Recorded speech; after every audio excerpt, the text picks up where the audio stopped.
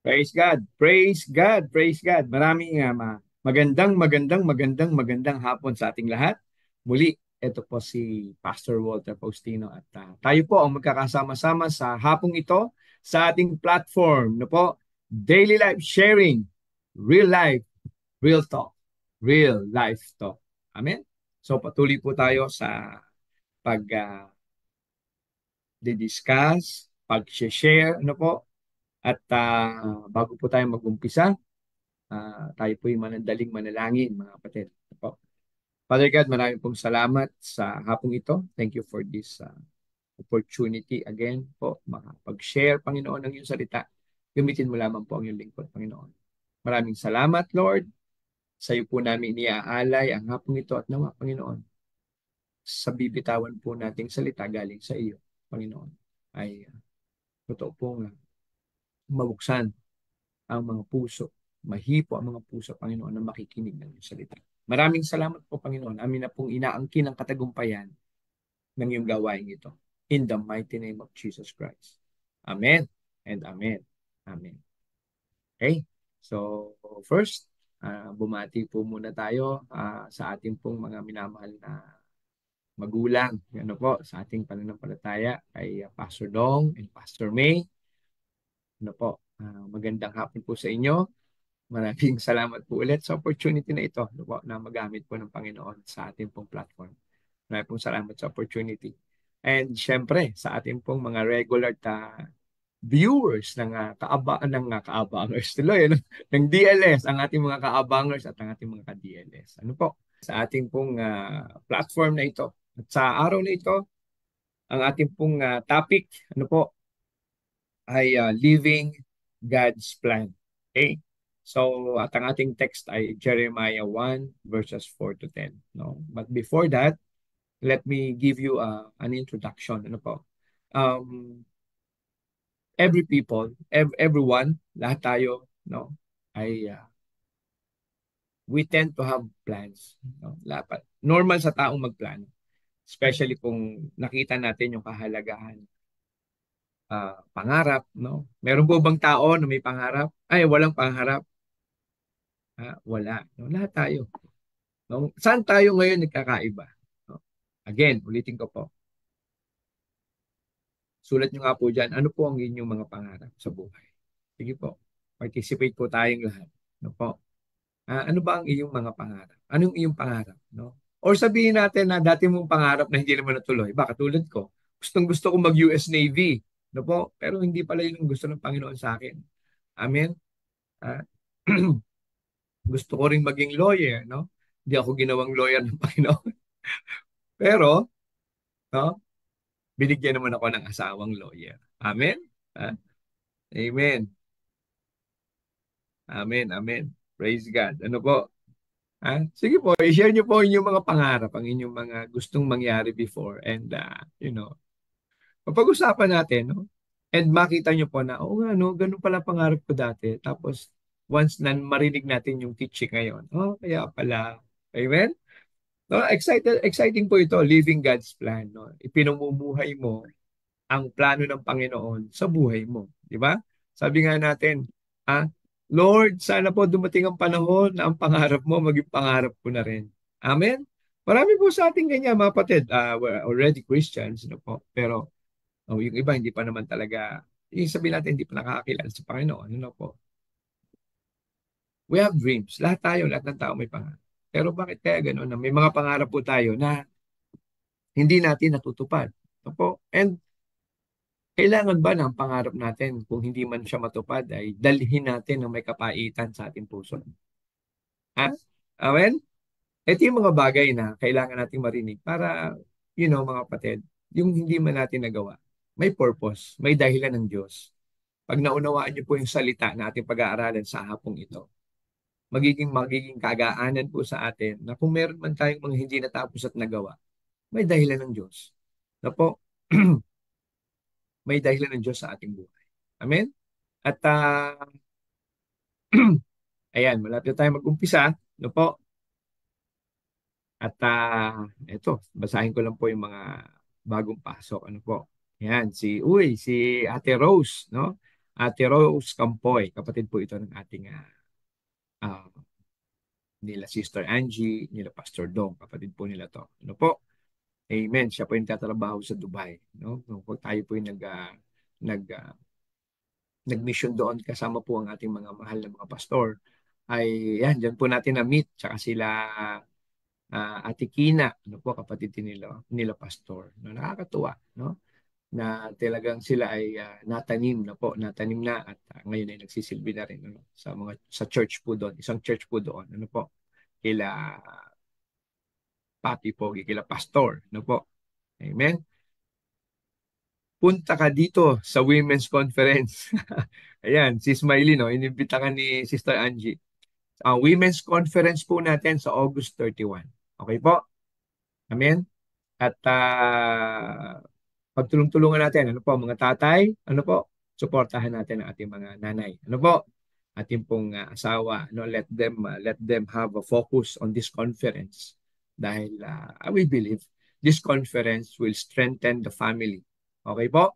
We have to strengthen the family dahil ang gusto ng kaaway, sirain ang plano ng Panginoon sa ating buhay. Hindi natin malakaran, hindi natin maisabuhay ang plano ng Diyos sa atin.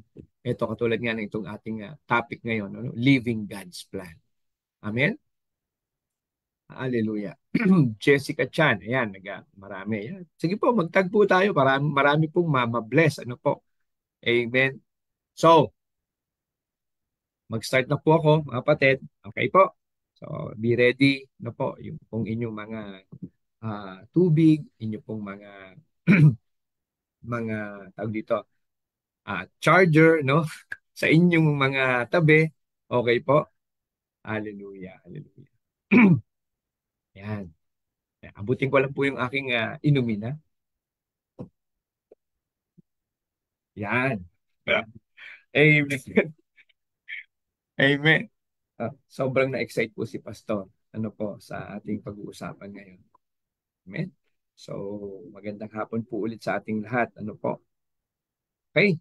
So, ang topic po natin ay Living God's Plan. Ano po? Jeremiah 1:4 to 10. Sige po, tingnan po natin. Ano po? Okay? Living God's Plan. Okay po? Ayan, si Pastor Weng Pendon. Magandang hapon din po sa inyo. Okay? Sige po. Pwede na po natin siguro ma-share yung po ating first slide. Ano po? Living God's Plan. Okay po. Well, ang background po kay Jeremiah po. Jeremiah is a young, sabihin natin, young worker, young pastor. No po. At siya ay kinakausap ng Panginoon. Kasi sabi po sa Amos 3, no po, una, o Amos 3, verse 3, no po, wala daw pong pwedeng, hindi daw po pwedeng magsama ang dalawa unless magkasundo sila. At sabi po sa Amos 3, verse 7, hindi daw po kikilos ang Panginoon. God will not do something unless He reveals His secret to His servant, the prophet.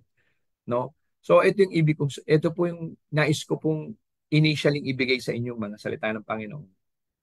Kasi bilang mga mananampalataya po, bilang mga nagnanais din po, no? Mamaya kung mayroon pa po man dito na hindi pa po sigurado na sila may sabihin nating ganap na relasyon sa ating Panginoon o wala pa tayong assurance of eternal salvation, ano po, kayo po pwede naming maimbitahan sa isang panalangin. Ano po? At ang panalangin na ito ay panalangin ng pagtanggap sa ating Panginoon. Amen po. So, I'm not sure, hindi ko po nakikita lahat kung sino po ang mga nakapasok dito. Ano po? Kung sakali man, mga kapatid, na the living, yung ating plan. Sorry, at ating pong topic is living God's plan. Okay? Unang-una, ang isang malinaw po na plano ng Panginoon is the plan of salvation para sa atin. Amen po. So, to live a life which have may eternal salvation o may eternal security sa atin. No po? Is first, we have to accept Christ. We have to know that we need God. We need to have salvation through the grace of God, no? Through our faith. No po? So, before we start, no? Sige, let's pray, mga kapatid, no? Lahat po nang nandito, maaaring mga ligtas na o yung pong nais makasigurado na sila magkaroon ng kaligtasan relasyon sa ating Panginoon. Let's pray. Ano po? Sige. Father God, sundan niyo lamang po itong panalangin na ito. This prayer is a prayer of acceptance to the Lord Jesus Christ. Kasi sabi po sa John 3:16, ang sino mang, no? Ang sino mang manampalataya. No? Ganun lamang ang pagmamahal ng ating Panginoon. Pinadala niya ang kanyang bugtong na anak. Na kung sino man ang manampalataya, sabi, sino man ang manampalataya sa kanyang bugtong na anak. Opo, kailanman ay hindi na mapapahamak bagkus magkakaroon ng buhay na walang hanggan. Amen. At naliwanag sa Efeso 2:8, sabi, no? Sa biyaya ng Panginoon tayo nangaligtas. Bunga ng ating pananampalataya. At ito'y hindi sa dahilan ng inyong mga sarili o sa inyong mga gawa. Ano po? Upang walang makapagmalaki sa Diyos. So, ibig sabihin mga kapatid, it is by grace through faith. Salvation is by grace through faith. Ano po? Amen? So, alam na natin na ang Diyos, si Jesus Christ, no, based sa John 14:6, na I am the way, ako ang daan, I am the way, I am the truth, I am the life. Kung gusto natin magkaroon, maipamuhay natin yung buhay na nais ng Panginoon para sa atin, let's accept Christ. No? Tanggapin natin ang ating Panginoong Jesucristo. Amen? Sige, let's pray. No po? And let's pray with conviction. Let's pray with humility sa Panginoon na alam natin, Panginoon, kailangan ka natin. Amen po? Amen. Sige, let's pray. Ihanda natin ating mga puso. Ano po? Maging excited tayo sa ating pagtanggap sa ating Panginoon.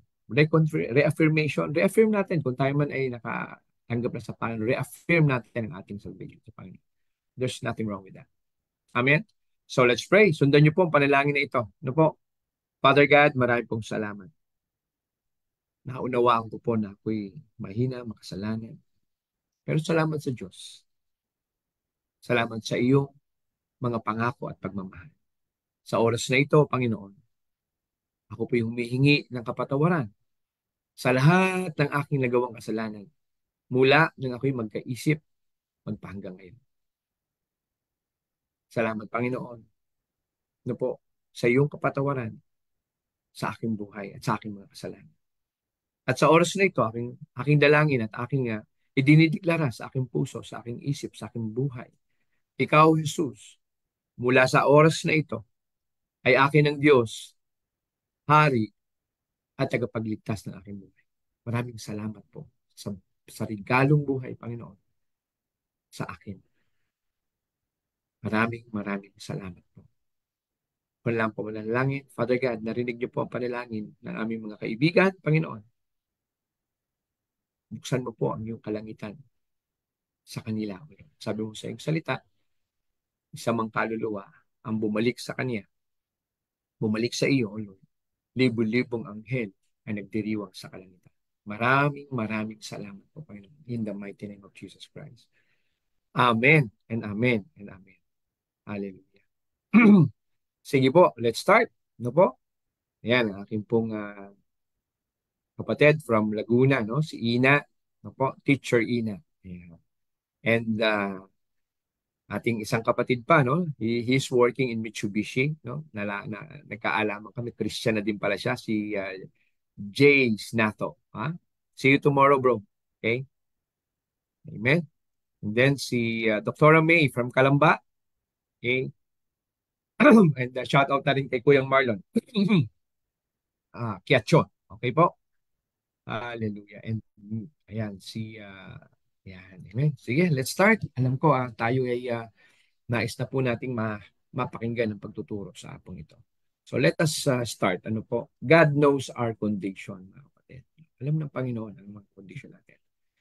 Ano man ang iyong kalagayan in our life, mga kapatid, ito yung isa sa mga kailangan natin palagi tandaan. Ang Diyos, palagi nandyan siya. Amen po ba?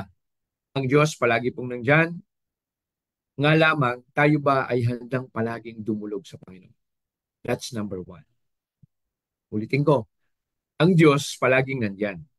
Ang tanong, do we always have na po And do we always carry this faith in our heart na kung sakaling meron tayong mga challenges, mahingang nangyayaring hindi natin gusto sa ating buhay, no, tayo ba'y dumudulog sa ating Panginoon?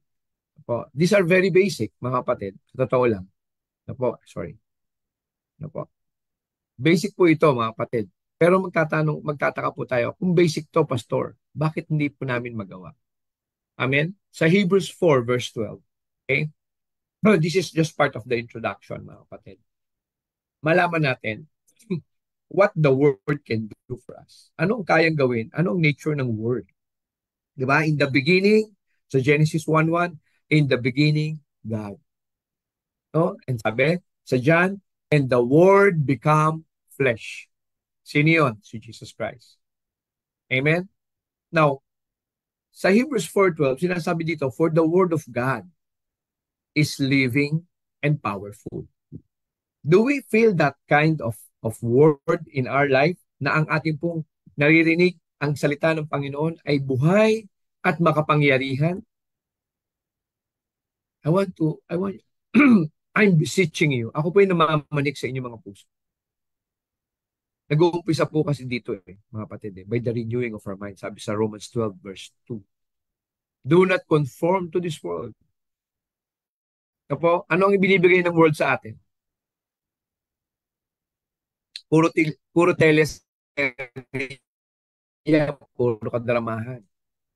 Kaya tayo nagiging madrama. Pero kung nagbabasa ka ng salita ng Panginoon, nagpe-pray ka, alam mo kung paano i-filter ang mga worldly thing na umaaksaya lang sa iyong oras. Games, pag hindi mo yan na i-disiplina ang sarili mo, at anong klaseng games. Medyo mahahagip ang ating mga kabataan dito. Ha? So be ready mga magulang, be aware. Okay? Bakit? Sa umpisa, yung paglalaro okay lang.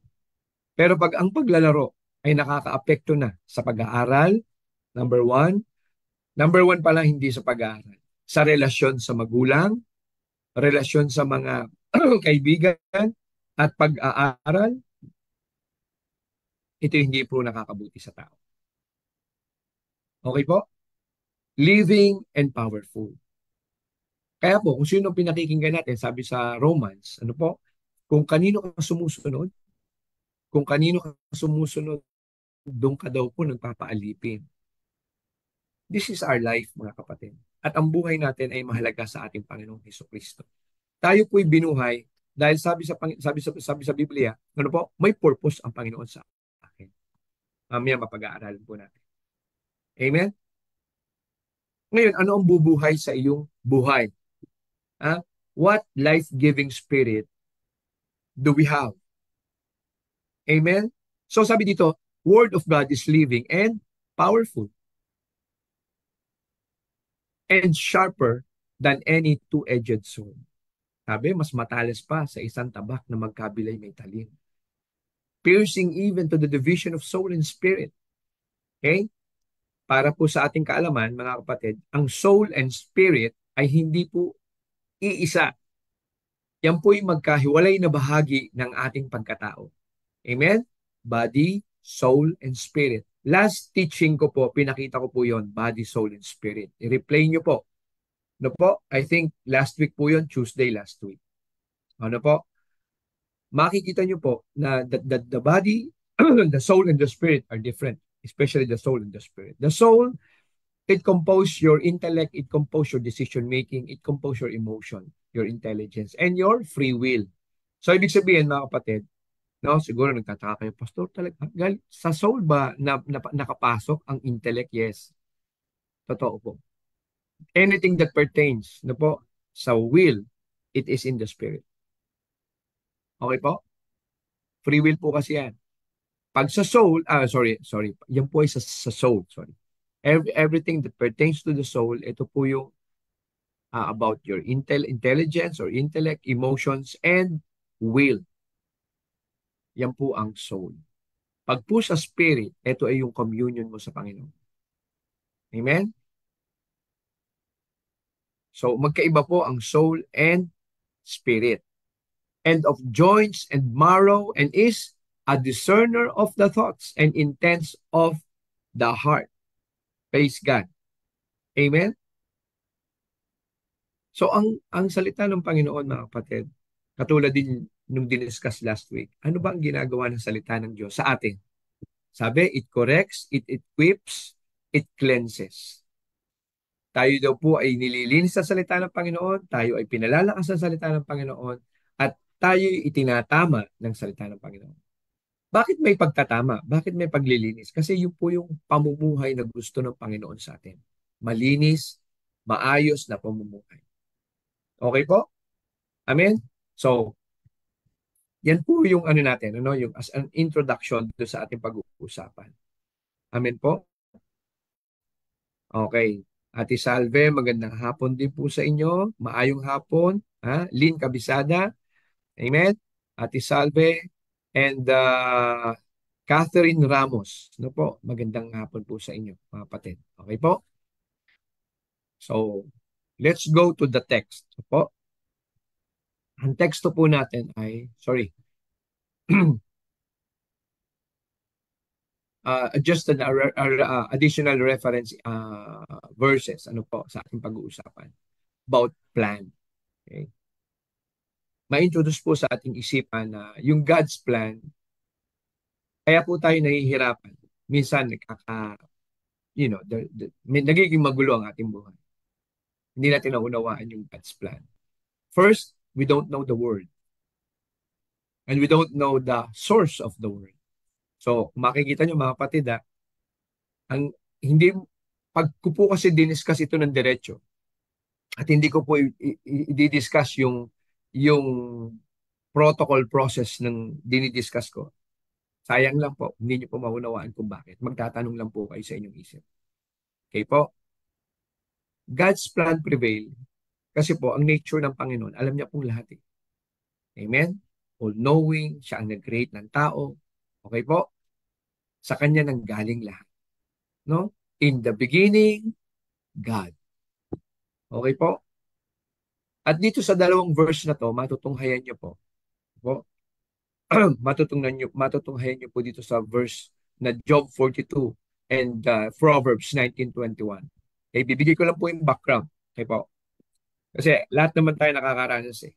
We all experience different kind of challenges, different kinds of hurtings, different kinds of pains. Wala pong libre, mga kapatid, mga kaibigan. Kahit po pastor, hindi po libre dyan. Hindi po kami exempted dyan. No po? Kaya po rin kami, no po, sa buhay na aming pinanggalingan, we can relate to these things kasi alam namin, kaya namin pinagdaanan yun dahil may plano ang Diyos sa amin. Inihanda po ka ng Panginoon. Akala ko lang po dati na puro sakit lang, puro hirap lang, puro hurtings lang. Yung pala, inihanda po tayo ng Panginoon para sa panahong katulad nito. No? In times like this. Di po ba? Sabi kay Esther. Ha? In times like this. Ang masasabi mo po ay accurate kasi naranasan mo at nakalagay sa Biblia. Amen? Sabi po, okay, clarification. It should be, the first reference is the Bible. Secondary lang po ang ating experience. Hindi po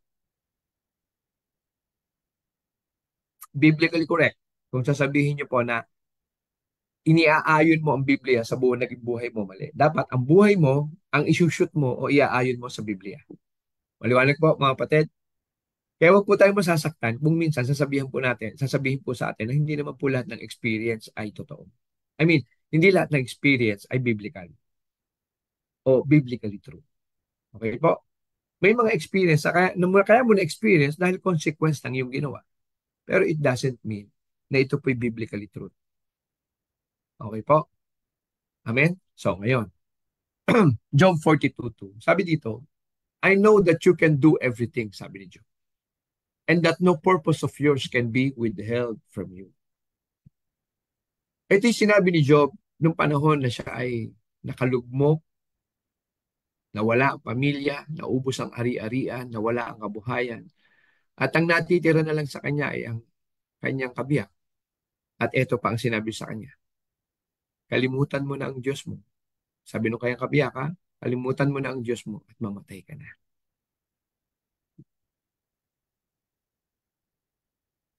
Anong mararamdaman niyo? Amen? Pero hindi natin pag-uusapan yung sinabi ng kabiyak. Sa faith context, everything you hear is secondary to the Word of God. Amen? Ulitin ko po ha. Sa faith context, kasi ito po, dito po natin mapapamuhay yung God's plan sa ating buhay. Pag tayo palagi nakikinig sa sinasabi ng mundo, mahihirapan talaga tayong makasunod, maipamuhay ang plano ng Diyos sa ating mga buhay. Amen? Ang first and foremost and priority source ng ating pong palatanda, ang ating pong ano ba, standard sa ating buhay ay ang salita ng Diyos. Amen? Nung panahon na to, sabi po ni Job, ang kondisyon ni Job ay bukol-bukol ang kanyang katawan. No? Sabi nga sa Biblia, pag binasa niyo po yung Job, iginugulong niya daw po ang kanyang katawan sa abo para hindi po daw po ang langaw ang kanyang mga na tumatagas sa mga dugo na braso. Amin po? Pero sabi niya, mga kapatid, tingnan niyo po ang deklarasyon ni Job. Sinabi ng mga kaibigan niya, may kasalanan ka kasi, kaya ganyan, kaya ganito. Sinisisi siya ng mga kaibigan niya. At sabi ng asawa niya, forget your God and die. Pero sabi niya, no, Job is account finisher. Ha? Mamaya mapag-aaralan natin. Ano ibig sabihin ng account finisher? Pag yan ay sa'yo, you have to finish it. Are you a finisher? Are you a faithful servant of God? Are you a finisher of His word? O palagi ka lang nakahang? Pero kay Job, sabi ni Job, Job 42 verse 2, Panginoon, alam kong lahat ay kaya mong gawin at walang makapipigil sa iyong mga layunin. Hallelujah. Tingnan niyo mga kapatid. Sa panahon na siya'y bagsak na bagsak, lugmok na lugmok, dahil buhay ang kanyang spirito, living, living spirit with power, ha? More than a double-edged sword, mga kapatid. Ha? Sabi sa Hebrew. Sabi ni Job, alam ko, Panginoon, na ang lahat ay kaya mong gawin. Pananampalataya pa rin ang idinideklara ni Job, mga kapatid, mga kaibigan. You can do everything, sabi ni Job. I don't want to entertain yung mga iba pa nating iniisip na, bakit ganito? No. Declare natin. Don't declare the facts. Declare the promises of God. Oo, mga kapatid, it's true. Fact yan, o sabihin natin, yan ay katotohanan na may problema ka sa mahal sa buhay, no? Kasama na dyan ng anak, kasama na dyan ng pamangkin, kasama na dyan ng kapatid, lahat yan, problema. Okay po? It's a fact. Wala naman pong pamilya na walang problema. Ibig sabihin, makatotohanan. Ha? Yung sinasabi kong facts, F-A-C-T-S. Okay po? Not the other word. Okay po? Maaaring yan ay totoo ngayon sa buhay mo. Pero panindigan mo ang deklarasyon mo na dapat ang yung nung dinideclare sa buhay mo ay yung promises of God. I will never leave you nor forsake you. Andito ako hanggang sa kahuli-hulihan. On that edge, I am here. Ha? I-declare mo yung mga pangako ng Panginoon sa atin. Huwag mo nang sabihin yung naandyan na masakit sa loob. Praise God. Amen? Amen? Ha? Sabi ni Pastor Amalu, Amen. Panghawakan ko ang mga salita mong totoo. Panghahawakan ko ang mga pangako mo. Amen. Praise God. No po? Sige po, magpalakasan po tayo dito, no? Amen. Praise God. Welcome po sa aking kaibigan mula high school. Ka-schoolmate ko na mula elementary, Philbert Flores. Salamat sa Diyos. Nandiyan ka. Stay blessed, bro. Okay po. Oh, ito ang mga, ika nga ay mga kasama po ni Pastor nung araw sa mga lumang buhay. Ano po? Ah, Amen. Pero salamat sa Diyos. Nandiyan ka po, nakikinig ka. Amen. Praise God. Hallelujah. Now, dali lang po ah. Ayan.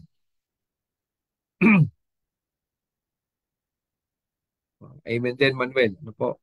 Hey, sabi dito, sa pangalawa, Proverbs 19:21, ano sabi? There are many plans in man's heart. Marami tayong pinaplano sa ating puso.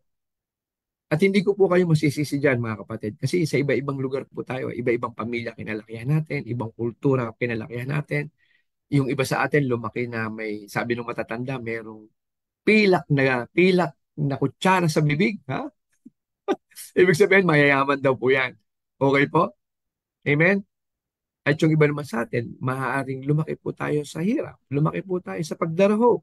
Yung iba naman sa atin, middle income tayo, no? Hindi mahirap, hindi mayaman. Okay po? At lahat tayo nagpaplano. There are many plans in man's heart.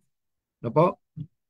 Naalala ko tuloy bigla yung yung yung mga tao na matiyatiyaga, yung mga estudyante na talagang alam niyo po yung mga nag-testimony dito sa atin na naglalakad ng ilang-ilang kilometro makapasok lang sa paaralan. No, ang naalala kong bigla si El Capitan, Bonnie Socias. Hindi na ako lalayo. Laki po yan. Sabi niya, laki siya sa Iloilo, laki siya sa bundok. Nilalakad po nila everyday, 5 hours, 5 hours tuloy, 5 kilometers papuntang school, 5 kilometers pabalik sa bahay nila. Makapag-aral lang po sila. Amen? But salamat sa Diyos. God's plan prevail. Ha? Naging gwardya. Opo, nagtrabaho siya, naging gwardya. Ha? Amen? Ha? Naging tourist guide. Siguro nagtatawa si Kuya Moni, Kuya Moni. Pastor, hindi po naging tourist guide kayo ng asawa niya, di ba? Ha? Amen? Maganda love story nitong dalawang ito. Hanggang sa naging kapitan po ng barko. Nagsip. Talagang nagsikap. Amen, mga kapatid. At the end of the day, mga kapatid, it is how you praise God. It's how you serve God.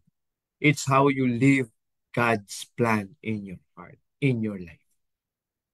Hindi po talaga yung secondary yun. Yung meron tayong ika nga sa material na bagay. Pero as a parents, ano po, ang isa sa pinakamahalaga natin at priority natin is to produce godly children. Yan ang priority natin. Lahat tayo, we have to pray for that. Amen? So, tandaan nyo po itong God's plan prevail. Ha? Job 42:2 and Proverbs 19:21. Amen po? Magandang hapon din po kay Ate Lynn. No? Good afternoon, Ate Lynn, from deep down under Australia. Amen. Praise God. No? Kapaka masugid po natin ano to. Kanina kasama po natin siya sa intercession 24/7. Ano po? 4 to 6. Naandun din po yan sila. Si Ate Lynn. Ano ko po? Hallelujah. Amen. Kapatid, masarap po. Bigyan natin ng panahon ng pagdarasal. Bigyan ng panahon ang sarili para makausap ang Panginoon, marinig ang iba't ibang mga dalangin. Alam niyo po kasi pag naririnig niyo po yung mga dalangin ng iba nating mga kapatiran, may nabubuhay po sa ating spirito. Kung tayo sanay na magdasal ng sarili, syempre ang naririnig ng natin, yung dasal lang natin at mga gusto natin. Tama po ba? Pag kayo ay sumasali sa intercession, ito kasama to sa God's plan.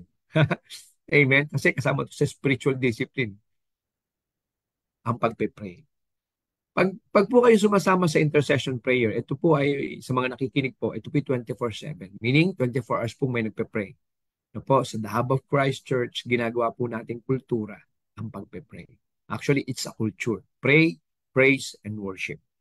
Okay po? Now, tuloy ko lang po. Pag nagpe-pray ka, ang naririnig mo, sarili mo lang kasi solo ka na nagpe-pray. O kaya kayong mag-asawa lang. O kaya kayong pamilya. Pero pag sumali po kayo sa intercession, mas lalawak po ang ating pangunawa pagdating sa pagpe-pray. Na hindi lang pala ang pangangailangan ng pamilya ko at pangangailangan ko ang dapat ipinagpe-pray. Dapat nating maunawaan na kailangan pala nating ipag-pray ang mundo. Kailangan natin ipag-pray ang mga bansa-bansa. Kailangan natin ipag-pray ang mga leaders natin. Kailangan natin ipag-pray ang mga mahal na pastor natin. Kailangan natin ipag-pray ang mga kapatid na may sakit. ang mga dumaranas ng pagdaraho, ang mga kapatid natin na may mga sakit na parang imposible lang gumaling. Diyan mo makikita na, oops, yung palang panalangin ko, napakaliit lang dun sa panalangin ng iba. Nagkakaroon ka po ng spiritual, sabihin nating awareness, yung discernment mo, yung tinatawag na spiritual maturity, and kasunod nitong maturity is yung sharpness of the spirit. Nakikita mo ngayon na hindi lang pala ang panalangin ko ang dapat marinig at aking bigkasin sa bibig. Dapat ko rin palang ipag-pray ang mga taong to. Ganyan po mga kapatid. Nga po, ganyan po ang dapat nating pamumuhay.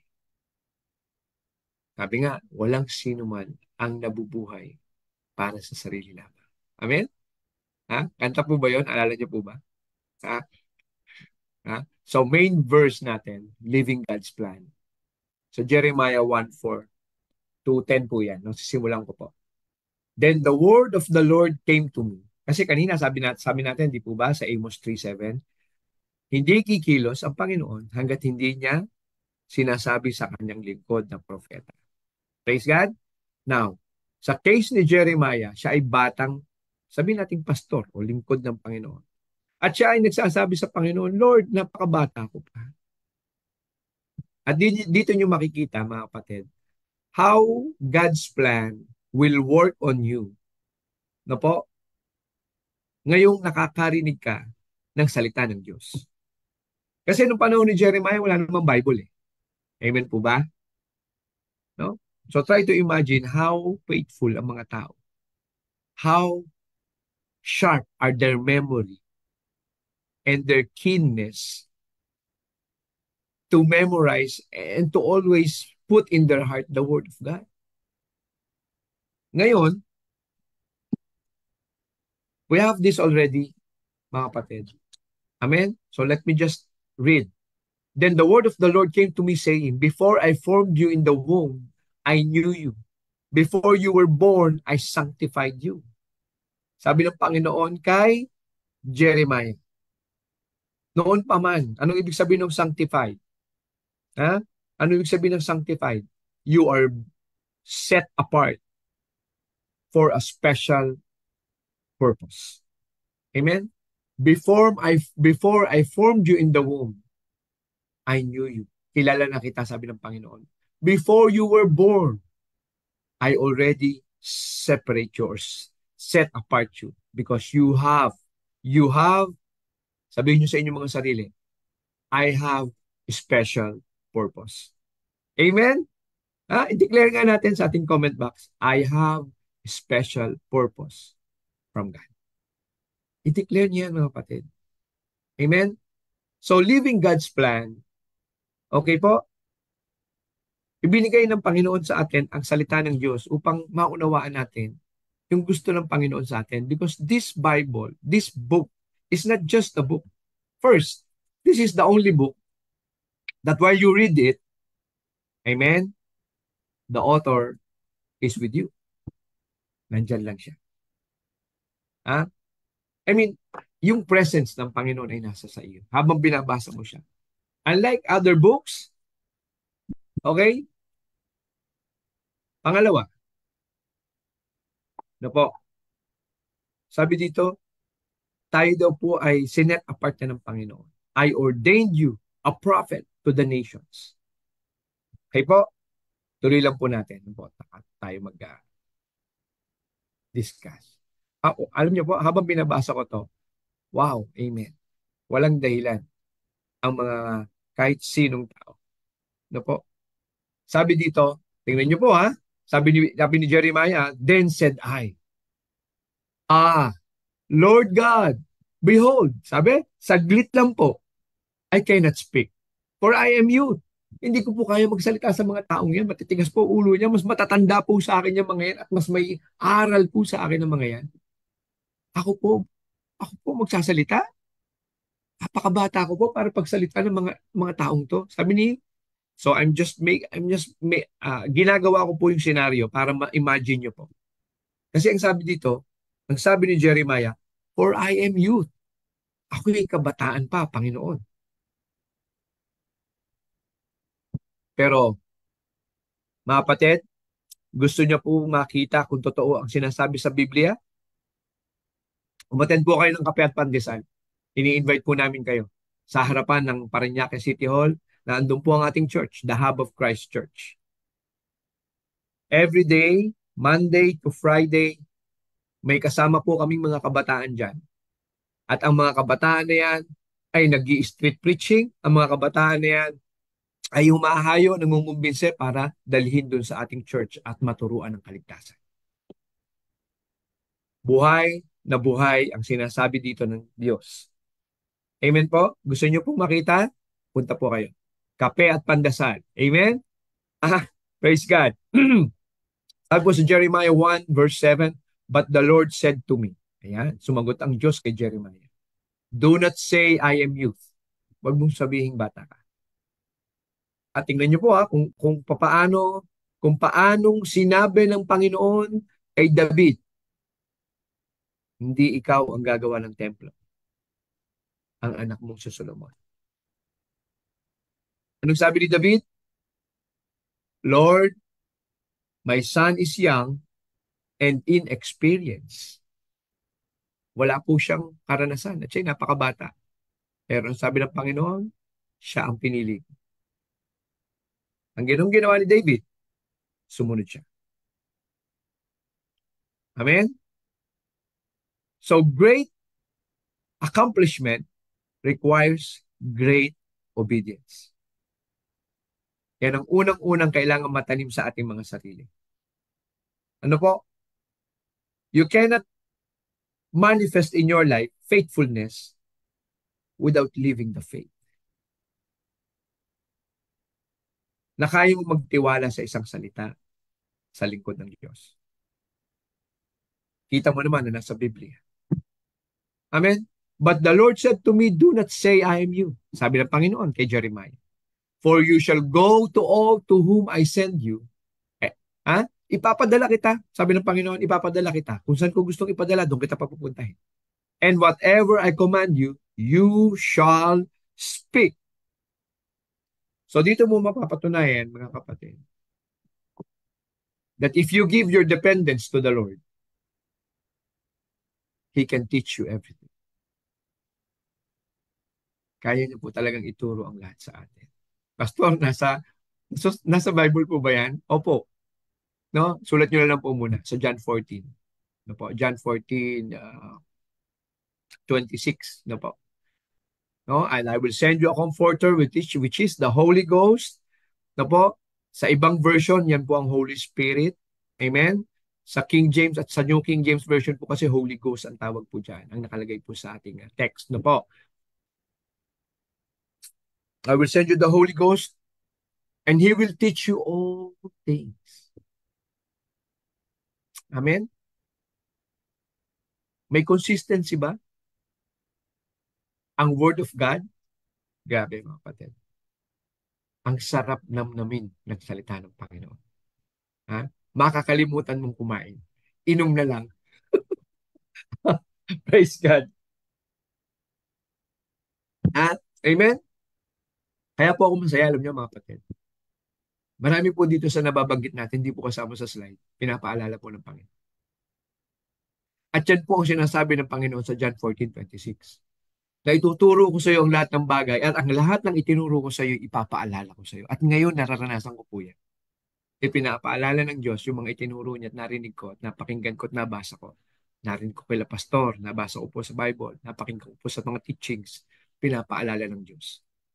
It's the Spirit. You catch the Spirit, mga kapatid. Amen? So, ano sabi po dito? Sa verse 8 and 9. "Do not be afraid of their faces." Huwag kang matakot sa kanila. Sabi ng Panginoon, "For I am with you." Sabi ng Panginoon, ako'y nasa sa iyo. For I am with you to deliver you. Pag sinabing deliver, mga kapatid, ikaw po'y ililigtas. Okay po? Ikaw po'y kakanlungan. Ikaw ay kikip-kipin ko sa akin mga braso. Sabi ng Panginoon, for I am with you to deliver you, says the Lord. Pagdating sa verse 9, then the Lord put forth his hand and touched my mouth. And the Lord said to me, behold, I have put my words in your mouth. Ha? Katulad din kay Moses, di ba? Nung nag-ano siya, Lord, bakit ako? Utal po ako, hindi po ako marunong magsalita. Ano sabi ng Panginoon? Sino nagbigay sa'yo ng bibig? Sino nagbigay sa'yo ng dila? Sino ang gumawa sa'yo? Ha? I will provide. Haharap ka sa hari. Haharap ka sa parao. Ang magiging tagapagsalita mo ay ang iyong kapatid na si Aaron. God will provide, mga kapatid. You will experience this ano ba? Awesome experience na totoong hindi ikaw. Totoong hindi tayo, mga kapatid. Magpapagawa siya, ibibigay niya yan sa puso mo, ilalagay yan sa puso mo, pero hindi ikaw ang gagawa. Amen? Manampalataya lang po tayo. May mga bagay na hindi mo kayang talusin sa iyong isip. Akala mo ikaw gagawa, akala mo ikaw lahat ang gagawa. At mamamalayan mo na lang na mayroong ipapadala ang Diyos ng mga tao para gawin ang mga bagay na hindi mo na kayang gawin dahil hindi na kaya ng oras mo. Amen? Salamat sa Diyos. Praise God. At yung last, tingnan niyo po ha, Jeremiah 1:10. Sabi ng Panginoon, eto na, no? Ipinaparealize ngayon ng Panginoon kay Jeremiah, ito yung bago, sabi ganyan. Ito yung buhay. See, sabi, I have this day set you over the nations and over the kingdoms. Anong sinasabi mong bata ka, Jeremiah? Anong sinasabi mong bata ka, lahat ng bata sa church? Ha? Ha? Kung sino man yung mga kabataan sa church. Amen? Si JM, si JP, sino pa? Si Nikki. Ha? Yung mga kabataan nandiyan. Sabi ng Panginoon, I have this day set you over the nations and over the kingdoms. Kasi alam niyo kung bakit? Ganun kagaan sa Diyos, sa ating Panginoon sabihin kay Jeremiah, pag alam ng Diyos na ang puso mo'y kaya magtiwala sa Kanya, alam ng Diyos yan. Kaya pag may pinapagawa ang Diyos sa atin, mga kapatid, sabi sa Isaiah ba yun? I declare the end from the beginning. Mga kapatid, pag may ipinagawa ang Diyos sa atin. For example, ikaw ay biglang ipinadala sa big group halimbawa ng isang lugar, bawa Santa Mesa o Pateros o Pasig o Parañaque, UPS 5. When God sent you there, listening, it's already done. It's already victorious. Lalakaran mo na lang. Pupuntahan mo na lang. At alam niyo po, I am blessed to hear the pastor, salamat po sa kila sister ganito. Nako, kami blessed na blessed po nung kami nag-big group. Praise God. Hindi niyo po ba alam na nakakapagpalakas po yan sa amin? Na marinig namin po na ang amin po mga kapatid, yung mga nagre-raise up na mga leaders, they take their portion. Kanila pong inaangkin yung obligasyon. Mamaya maririnig natin yung accountability. At sabi dito, tingnan niyo po ha, I have this day set you over the nations and over the kingdoms. Amen? To root out and to pull down. Binigyan ka ng authority to destroy and to throw down. Ano yun? Kasi alam niyo po, sa book ng Jeremiah, kaya po weeping prophet ang tawag sa kanya. Kasi wala po siyang ginawa dito, kundi sabihan ng mga tao, pag hindi kayo nagrepent, paparusahan tayo ng Diyos. Tayo ay lulusubin ng kaaway at hahayaan ng Panginoon na tayo maging alipin ng kalaban. Palaging ganun po. Ang mensahe ni Jeremiah is always about the warning of God and the judgment of God pag hindi ka sumunod. Okay po, nakuha niyo po yung pinakang nutshell. Yan po ang ibig, yan po yung ika nga pagkataon ni Jeremiah, yun sa Jeremiah, Book of Jeremiah. Siya ang ginamit ng Panginoon. Bata, mga kapatid, bata ang ginamit ng Panginoon. Hanggang sa dumating sa panahon, di ba siya matanda na? Ah, nagagalit na siya, naiinis na siya kasi tinutuya siya ng mga tao. Matanda na, matanda na. Ah, kalbo, kalbo, kalbo. Kasi sabi, si Jeremiah daw ay bald. Di ba? Pero sabi ng Panginoon, to root out, to pull down, to destroy, and to throw down. Tingnan niyo po yung bandang huli. Ito yung new life. Ito yung panibagong buhay na gusto ng Panginoon sa atin. To build and to plant. Ano yung mga kapatid? Ang Diyos, habang ikay ginagamit at pinapalakas sa gawain, mga kapatid, huwag kang tumigil. No po, huwag kang tumigil. Lalo ka pong papalakasin ng Panginoon. Lalo kanyang gagamitin. And God can do awesome wonder things in your life. No? Dati hindi mo kaya magsalita, ngayon magsasalita ka na. Excited ka na ngayon magsalita. Excited ka na ngayon magturo. Dati nakikinig ka lang. Ando ka lang sa tabi. Hindi ka mapansin. Pero ngayon, you're sharing the word of God. Praise God. Praise God. Living God's plan. Pero alam niyo po ang maganda. Ito kagabi abang pinagninilayan ko. Na po. Even in the corporate, when we say plan, there should be document. Amen? Sa mga nakaka-relate. Sino pa mga nakaka-relate dyan? Ng mga taga-opisina. When you when you say plan, sa corporate world, you are required to have a document. What's your plan? Bigay mo sa akin ng short term, mid term, at long term plan mo. Di ba? Ipasa mo sa akin yung plano mo sa department mo. Tama ba? Amen? Why? Because sabi, sa quality management system, no, if it's not written, it will be forgotten. Ulitin ko. If it's not written, it will be forgotten. Mahalaga ba ang plan? Yes.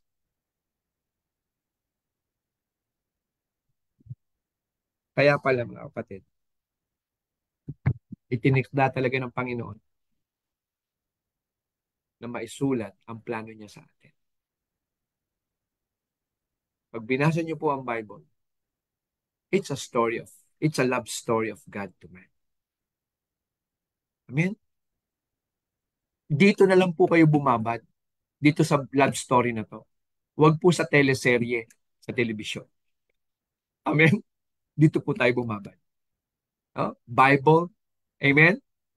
From Genesis, okay, to Revelation, it's a story ng pag-iingat, pagmamahal ng Panginoon sa atin, patuloy na pagpapaalala, paggamit ng mga tao para tayo paalalahanan dahil mahal na mahal tayo ng Diyos.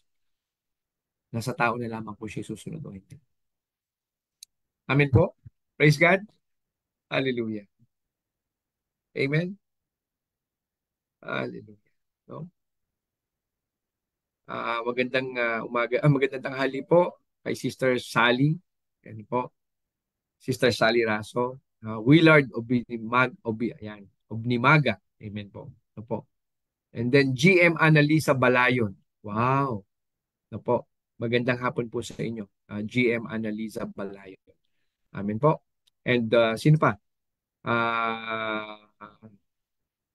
Okay. Si Sister Weng Molera. Amen.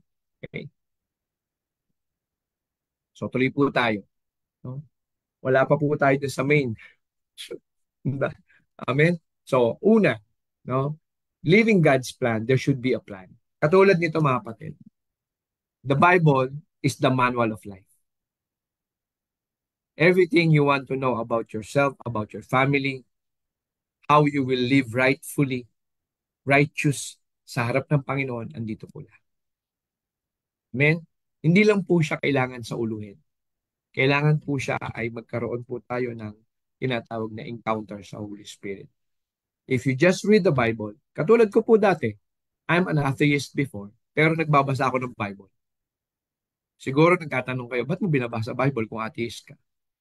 Binabasa kong Bible para kontrahin ko yung mga makikipagdebate sa akin tungkol sa Bible.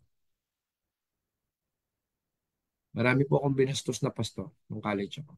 Marami po akong binastos na mga mananampalataya nung college ako. Hindi ko po alam na ako po pala magiging pastor sa mga susunod na araw. Praise God, mga kapatid. Living God's plan, there should be a written document. Hindi katulad ng mga prophet nung araw. Hindi katulad ng mga nauna pong mga mananampalataya sa atin. Wala po silang Bible, mga kapatid. Sa China, mga kapatid, pag nakalusot ang Biblia, talagang hinahalikan nila ang Biblia. Nagpapasalamat sila sa Diyos dahil meron silang Biblia. Alam niyo po kung bakit? It's a full-scale recipe, mga kapatid, ng ating buhay. Lahat po nandito na ang kwento ng mga masayahin, malungkutin, masuwayan, dito na lahat. At kung paano binago ng Panginoon. Mga sinungaling na tao, mamamatay tao na binago ng Panginoon, dito na lahat. Amen. Praise God. Amen. Kaya nga po mga kapatid, no? Yung number one natin, God's plan, no? Living God's plan para mabilis matandaan. Praise God po. Glory to God. Ano po? Binigay po sa atin ng mga ito. Number one, yung P, providential authority. Makikita niyo po, ano ibig sabihin? Pag sinabi kasi nating providential authority, this is power and authority coming from God. No? Providence. No? Sabi nga. No po? Ito po yung tinatawag na divine governance. May ibinibigay po sa ating authority coming from God. No?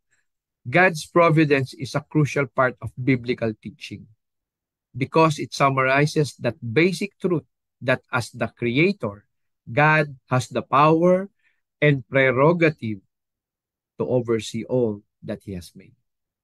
May karapatan at kakayanan, may otoridad ang Diyos dahil siya ang creator ng lahat. Meron po siyang kakayanan, karapatan, ha? At otoridad na malaman ano ang nangyayari sa kanyang mga creation. Providential authority, no po, ang ginawa ng Panginoon, binigyan po tayo niyan, no? Sa modern term, ang tawag, delegated authority. Dinelegate, parang magulang. Anak, ha? Ikaw ang tagaluto, ha? Anak, ikaw ang tagawalis. Anak, ikaw ang tagaganto. Ikaw ang taga... Binibigyan mo ngayon. O, anak, wala ako ngayon, ha? Ikaw ang panganay, ha? Ikaw ang susundin ng mga kapatid mo. May authority. Amen? At yung pangalawa, law and order or consistency. Pangatlo, accountability. And four, new life. Amen? Accountability is our mandate. New life. No? I'm sorry, no? Kulang ng you. Sorry po. Ha? Yan. Okay po. I'm sorry. Ayan. Okay po. So, diretso po tayo sa number one. Providential authority. Okay? Katulad po ng binanggit ko kanina, providential. Pag sinabi po nating providence or providential authority, no po, it comes from God. Okay? Ha? Sabi dito, ang providence daw po coming from, para lang eksakto po, no? The Latin word means providentia. Okay po? Tingnan niyo po yung word na providence, tanggalin niyo lang po yung L. Providentia, authority. Ibig sabihin, ito po'y kaloob ng Panginoon. No? Amen? So ngayon mga kapatid, sabi dito, set you over the nations and over the kingdom. Sabi sa Jeremiah 1:10. Di po ba? Ano sabi sa Jeremiah 1:10? Iseset kita over the nations and over the kingdom. So naging usapin po ba kung siya'y bata o matanda? Hindi. Ang naging usapin po dyan is that you are given the authority of the Lord. Amen? Nagkaroon tayo ng authority galing sa Panginoon. Okay po? Alam niyo mga kapatid, living God's plan. Kala lang natin, oh ano, basta mabuti ako, basta tama ginagawa ko, okay na yun. Hindi po ganun hindi po ganun yun mga kapatid. Unless you understand the author of the plan. You have to understand the author. Ano ang sinasabi niya? At ang sinasabi niya ay andirito. Okay po? Hindi po siya common sense. Kasi kung minsan po, sense is not common to all. Kaya po tayo namamali. Ano po? You want to really start right, keep it right, end up right. Ano po? Huwag po tayong lumayo dun sa righteousness ng Panginoon. andito po siya. Amen? Set you over. Ano ibig sabihin? Binigyan ng authority si Jeremiah. Ipapadala kita. Hindi, wag mo sabing bata ka, ipapadala kita. I will send you over the nations and over the kingdom. Sabi sa Jeremiah 1:10. Amen po? Sabi, before you were born, pumapalag-palag pa si, si Jeremiah, sabi, before sa Jeremiah 1:6, sabi, before you were born, I sanctified you. Kanina nabanggit natin, sanctified means set apart for a special purpose. Set apart for a special purpose. At ano yung naging purpose ni Jeremiah? Siya ang naging tagapagpaalala at tagapagsabi ng gustong sabihin ng Panginoon sa mga Israelita. Na pag hindi kayo nag-repent, pag hindi kayo sumunod, ito ang judgment ng Panginoon. Kaya siya tinutuyan ng tao, kaya ayaw sa kanya ng tao. Kaya ang sabi niya, Lord, hanggang kailan? Kaya ang tawag sa kanya, the weeping prophet. Hindi po madaling magsalita. No? Lalo yung mga nagsasalita sa kape at pandesal. Okay po? Anong pakiramdam nyo na habang nagsasalita kayo? Sige po. Ha? Anong pakiramdam na habang nagsasalita kayo sa harapan? Okay, yung mga nakikinig po, na mga kayo ay nag-street preaching na. Okay? Nag-evangelize po kayo sa maaring sa kalye o sa plaza, okay? O sa school, sa harapan ng school, sa gate ng school. Ano ang pakiramdam, mga kapatid? Na habang ikay nagsasalita, ang mga tao daanan lang ng daanan, hindi ka pinapansin. Sige po. Masarap po bang ang pakiramdam? Pero dahil purpose-driven ka, ang daladala mo ay otoridad ng Panginoon. Providential authority. Mga kapatid, tinatapan po. Nung mataas na purpose sa iyong puso, ang pride mo. Tinatanggal po ng mataas na purpose sa puso mo, yung pride na, teka lang, salita ko ng salita dito, ayaw pakinggan, saglit. Pagka nanguna, kapag naging mas nangibabaw sa iyo yung, teka lang, ba't ayaw akong pakinggan? Mawawala ka po sa focus. When you stand there, okay po, you set your mind and your heart, I will say, I will share the word of God. Makinig kayo o hindi, tanggapin nyo o hindi, ang pananagutan ko sa Panginoon ay hiwala sa inyo. Ang pananagutan ko para ihag ang salita ay nasa Diyos ko. Keep that in your heart, mga kapatid. You want to be an effective preacher? You want to be an effective teacher? Huwag kayong manangan o magdepende sa reaction ng mga kaharap mong tao. If you really set, inihanda mo ang iyong teaching, inihanda mo ang iyong preaching, stick to that. Nakakatulong lang yung reaction ng tao. Pero it's not the main thing when you preach and when you teach. Kasi ang tinuturo mo is not to please them. Expect mo na may maiinis sa'yo habang nagtuturo. Maaring ngayon, habang nagtuturo ko, maaring may naiinis. Because they were being hit in the spirit. And if ever, mga kapatid, mga kaibigan, you are being hit, tinatamaan po kayo dito sa sinasabi ng salita ng Diyos. Aminin na lang natin, Lord, change my heart. Gusto ko po yung sinasabi ni Pastor na magamit niyo po ako ng mainam sa street preaching, sa teaching. Yung kahit wala pong nakikinig sa akin, yung parang nakikita ko yung mga tao naglalakad lang, hindi naman natingin sa akin, yung naiinis ako, tanggalin niyo po sa akin yan, Lord. Amen? Tama po ba? Kasi pag po tayo ay nakabase dun sa nakikita nyo lang, these are temporary things. Things you have seen is temporary. Things you don't see are eternal. Alam mo yung habang nagsasalita ka, galak na galak ang puso mo na inihayag mo yung salita ng Panginoon. Lord, sumusunod ako sa iyo. Panginoon, salamat po, ginamit niyo ako ngayong araw na ito. Yun yung nasa loob mo.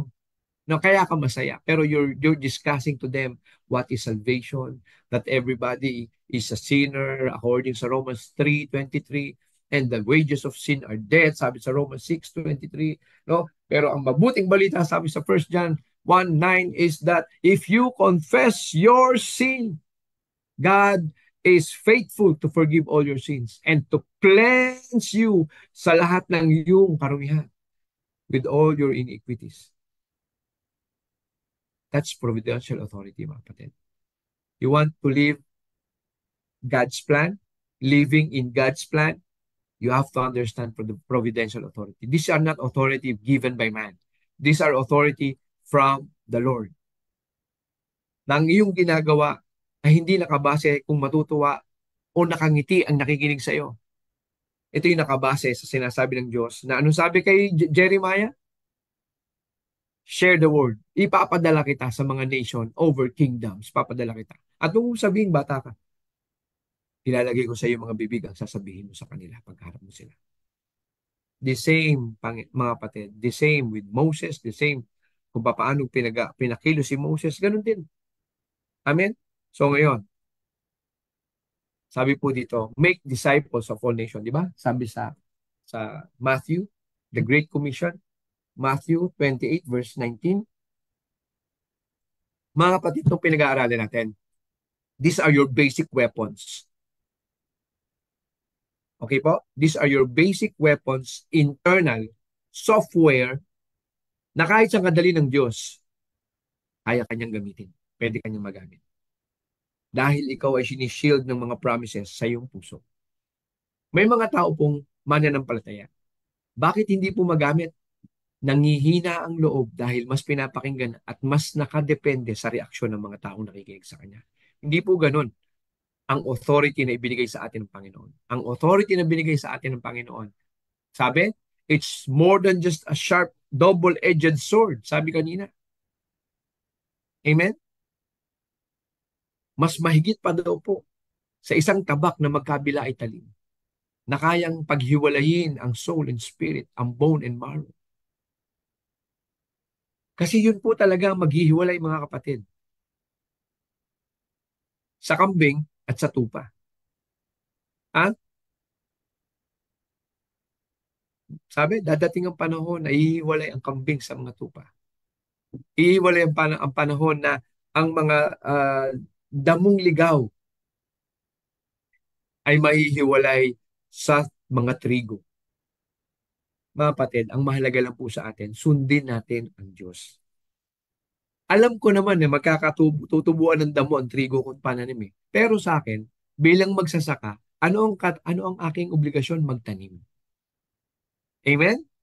Alam ko naman na hindi lahat makikinig sa akin. Pero ang obligasyon ko as a street preacher, magsalita ako about the Word of God. We don't convict people. Let the Holy Spirit convict them. Just dispose the Word of God. Ano po? Yan po yung living God's plan. Ano po? And not only that you preach, not only that, hindi lang po dyan sa gawain ng pagpipreach o pagtuturo. Kahit po sa ibang gawain ng Panginoon. Sa pagbibigay, sa pagkakaloob. Ano po? Naalala niyo po yung nangyari sa mga Levita nung pinag-usap kahapon po, na maikli lang po, shortly na pag-usapan po namin ng ating mahal na pastor. Kung bakit lumabas na ng templo ang mga Levita. Dahil wala na pong nag-o-offer at nagbibigay. Meaning, no? Ready? Na wala sa puso ng 11 tribo ang sinabi ng Panginoon na ang mga Levita ay walang minana, pero ang inyong mga ikapwa at ang inyong mga offering ang kanilang magiging part.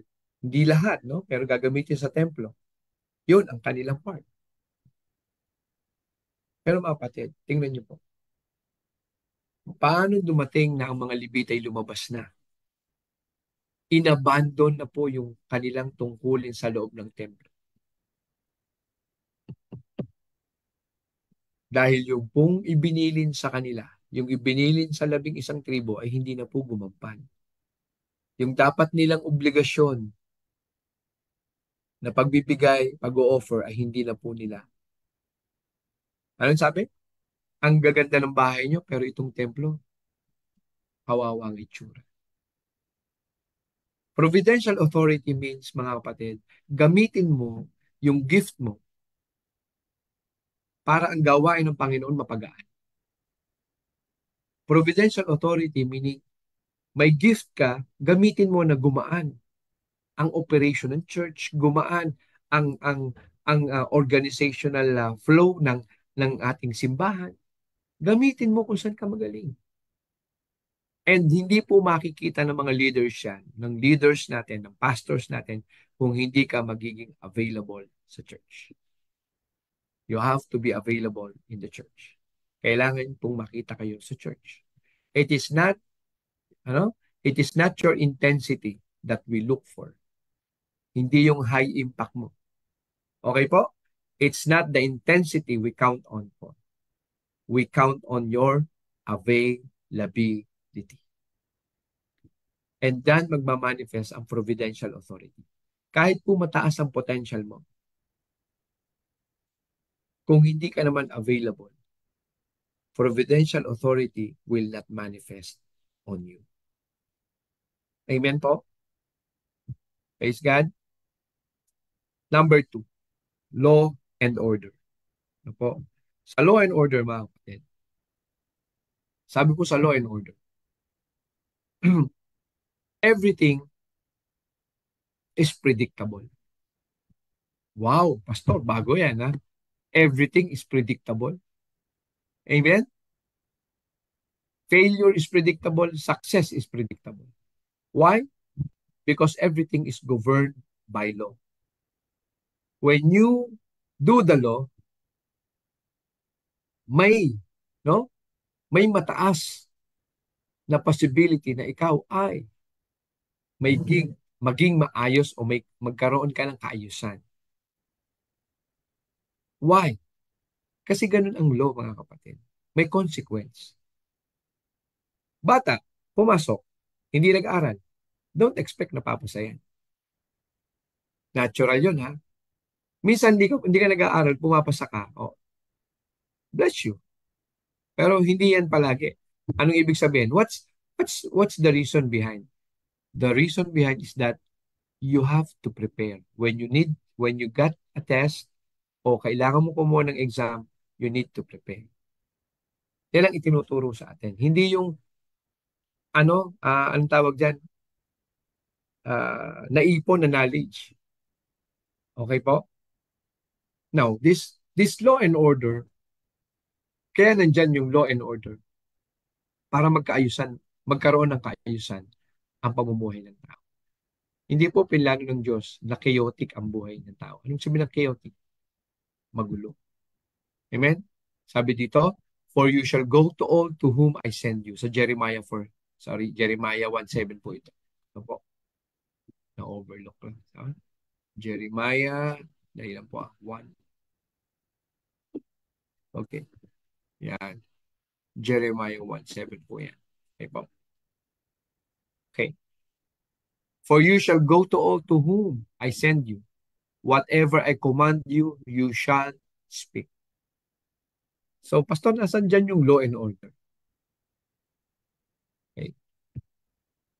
I want you to imagine the communication pattern. The communication pattern is that there is a source of the sound, for example, or the communication source, and the receiver source. Tama po ba?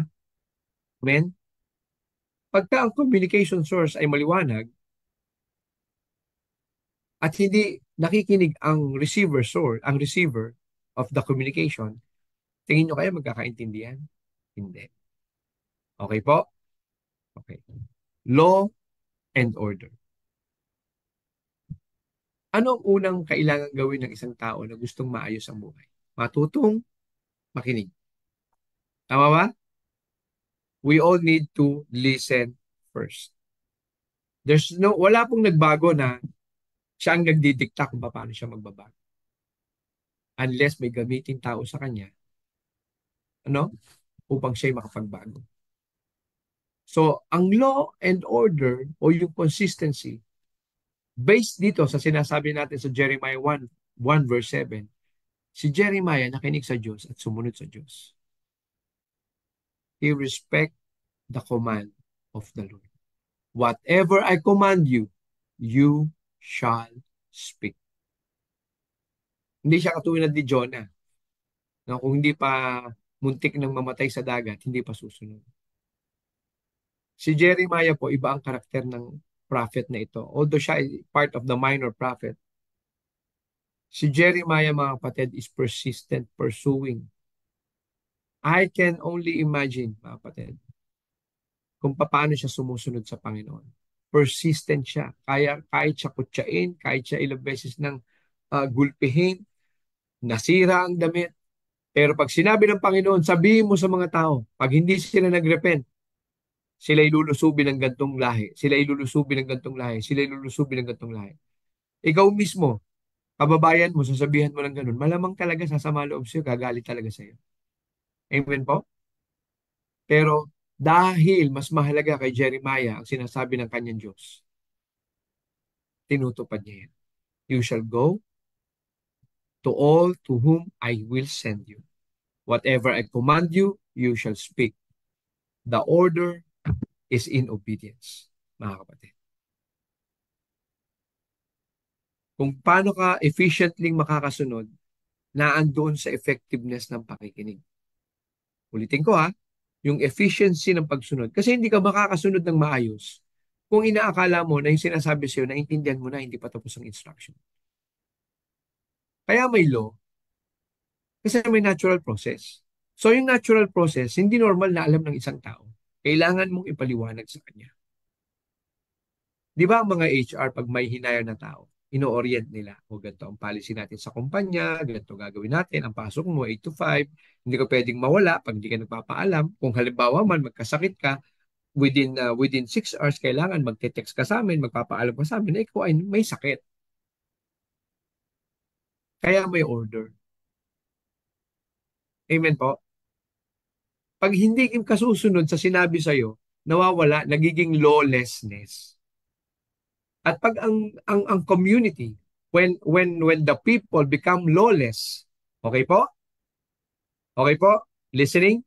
When the people become lawless, sabi sa Hosea 4:6, ang mga taong ito, mga kapatid, o mga kaibigan, ha? They perish because lack of knowledge. Sa Hosea 4 verse 6. Pag binasa niyo po yan, mga kapatid, hindi lang pala yung pagiging ignorante o kawalan o kakulangan ng kaalaman ang nagpapahamak sa tao. No po? Let me just show to you. No po? At ang kasunod dyan, sabi, pag binasa niyo po yan, yung Hosea, ang kasunod po dyan, alam niyo, because they rejected me. Yung una, talagang walang alam. They perish because lack of knowledge. Pero ang matindi ay ang mga taong nawala, napahamak, dahil ni-reject nila ang ating Diyos. The people become lawless. Pag sinabing lawless, walang sinusunod. Imagine niyo mga kapatid, ang bawat tao sa tahanan ay lawless. What community do we have? Anong klaseng komunidad meron tayo pag nangyari yan sa atin? Kaya mga kapatid, mahalaga na tayo ay magpakalalim sa salita ng Panginoon upang tayo makapagbahagi ng Panginoon, na makapagbahagi ng salita ng Panginoon. Mga kapatid, alam niyo po, at the end of the day, no po, it's not really what we have done outside the Word of God. What's important is that nakasunod ba tayo sa salita ng Panginoon? At pag nakita nyo mga kapatid, pag nakita nyo po yung zero in ng ginagawa nating lahat, paglilingkod, pagpapalaki ng church, ano pa ba? Pagpapalawak ng network, ano pa? Marami ang ating naaabot para makakilala sa Diyos. Ano pa? Ha? Magtatayo tayo ng mga what you call this one, mga projects, mga events na kung saan iipunin natin ang kabataan, iipunin natin ang mga youth, for them to hear the word of God. At the end of the day, mga kapatid, pag po zineroin nyo, isa lang, still sharing the word of God. Mag-zeroin lahat ng ginagawa natin kung tayo ba ay nagtuturo ng kaligtasan sa tao. That's the consistency. Kung tayo, puro law lang, puro policy lang, gusto lang natin may order, pero wala naman nagsosoul winning sa church natin. Wala naman nagtuturo ng kaligtasan. Lahat ang gusto, no? Hindi mahalaga sa kanila na may maligtas. May mga ganyan pong church, mga kapatid. Yung church, more on ano lang, more on events, more on gathering. Pero tingnan niyo yung buong service nila. Kung pinapahalagan ba ng magkaroon ng altar call, kung pinapahalagan ba nila nasa huling parte o sa gitnang parte o sa simulang parte pa lang, pag naramdaman na ng preacher na kailangan niya magpatanggap, magpapatanggap siya. Because salvation, na po, off season, on season, be ready to share the word of God. Ako po, aminin ko po sa inyo. Pag naramdaman kong kailangan talaga, kahit po nasa unahan ng palang ng pagsasalita ko, I will stop and I will ask the congregation to pray the prayer of acceptance. Hindi po tao ang piniplease, ang pinaglilingkuran ng Diyos po natin. I want to make sure. Naalala ko yung kwento ng isang pastor, no? Ito po yung kung maalala niyo yung kanta ng Bee Gees, yung Disaster 1969 yata, 1964, parang gano'n. In the event of something happening to me, yung pastor na nagturo, hindi siya nagpa-altar call. Nagkaroon ng sunog sa lugar na yun, namatay yung mga tao. Sising-sisi siya. Sabi niya, sa susunod, hindi ako papayag na matatapos ang preaching ko na hindi ako nagpapatanggap sa Diyos. Na hindi ako nagpapatanggap kay Jesus Christ. Accountability po kasi natin yan, mga kapatid. Law and order. Ang law, hindi lang para sundin. Ang law ay para patibayin ka sa pamumuhay Kristiyano mo upang ang iyong buhay ay magkaroon ng kaayusan at ang kaayusang itong sinasabi natin, yung order na sinatawag natin, ay kaayusang makasunod sa salita ng Panginoon. Kaayusang makapag-relate. Kaayusan na makapag-share ng salita ng Panginoon consistently. Kala niyo po kung ano ibig sabihin ng law and order. Ano? Ang layo doon sa secular na dahilan o sa secular na meaning. Amen? Akala niyo po ba kayo lang ang natututo? Ako rin. Habang ako'y nagsasalita dito, mas mahirap pala yung ikaw na yung nagsasalita, ikaw pa yung tinuturuan. Ikaw na yung nagsasalita, pati ikaw tinatamaan. Ha? Amen. Praise God. Ang mahalaga dito, natututo tayo mga kapatid. Do not be afraid. Sabi sa verse 8, no? Sa Jeremiah 1 verse 8, sabi, do not be afraid, for I am with you to deliver you. Again, yung salitang to deliver you. Na po? Sabi po sa to deliver you. When we say deliver, ikaw ay ililigtas. Hindi ka hahayaang mapahamak. Na? Ipag-aadya ka, sabi. Sabi ng matatanda, ipinag-adya pa yan ng Panginoon. Ibig sabihin, pinagbigyan pa. Binigyan pa ng pagkakataon. Pero dito sinasabi ng ating Panginoon kay Jeremiah, do not be afraid, Jeremiah. For I am with you to deliver you, says the Lord. Ang law, mga kapatid, ito yung, bottom line ko na ha, ito yung buhay natin na ang final and executory na susundin mo ay ang salita ng Diyos. Narinig niyo po ba ako?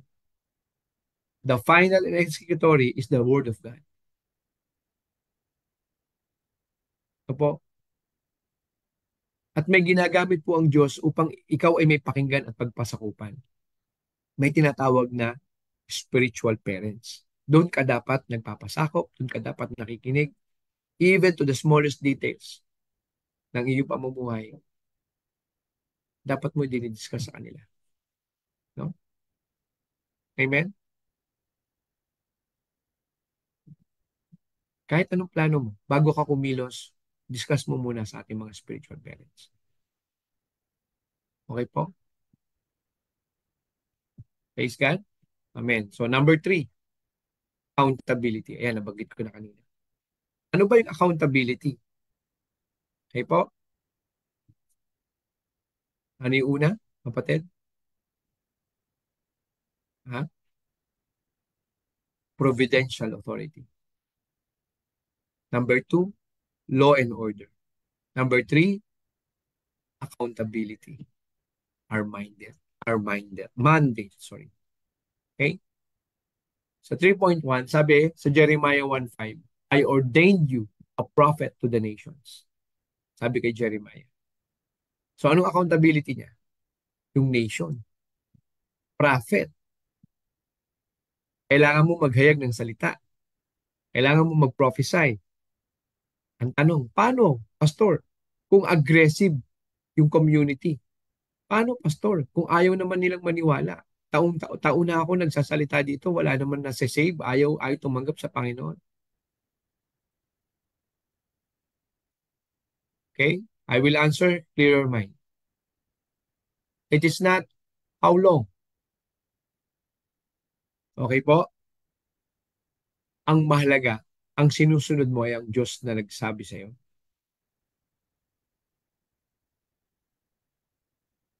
And it pays off, mga kapatid. Tingnan niyo po yung mga kapatid natin. Talagang nagpapagal. Ano po? They wanted to be used by God. They make themselves available sa mga gawain natin. Ano po? Nakaka-harvest ngayon tayo ng soul para madala sa church. At ang mga soul na to, hindi lang to parada, mga kapatid, mga kaibigan. Hindi po to parada na, uy, meron tayong bago na ganito. Hindi po eh. Ang mahalaga po sa mga taong nadadala sa church, unang-una, bakit siya nakabalik? I'm sure nakarinig sila ng salita ng Panginoon. May na-touch, may nahigo, may nahipo, may nadukot sa kanilang mga puso, may kagaanan silang naramdaman kung bakit nila gusto pang makarinig ng salita on the Sunday service. Amen po ba? Praise God. Yan. Account finisher. No? I'm not sure kung narinig niyo na po ito. Ako rin po, kahapon ko lang ito na-realize, itong word na to, account finisher, while driving. Ha? Ano yung sabihin ng account finisher? Di ba pag ikaw ang accountable, pag sa iyo yan nakatoka, kailangan tapusin mo. Pag ikaw sa iyo nakatoka, kailangan you make it sure na wala ka man dyan, may tumatrabaho at na monitor mo anong nangyari. Ganyan, di ba? Account finisher means ikaw yung tao na hindi ka nagpapabaya sa mga ipinagkatiwala sa iyo. He warned the people, sabi. Yan si Jeremiah. No? He warned the people about God's plan that if they will not repent, their city be destroyed and they will be captive.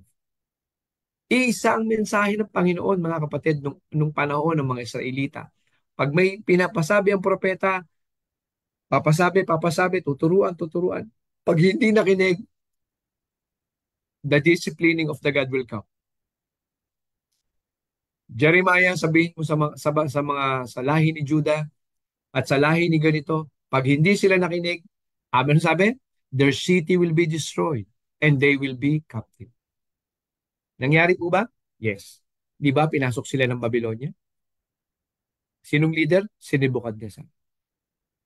Nasira ba ang city? City be destroyed. Tama? Nasira.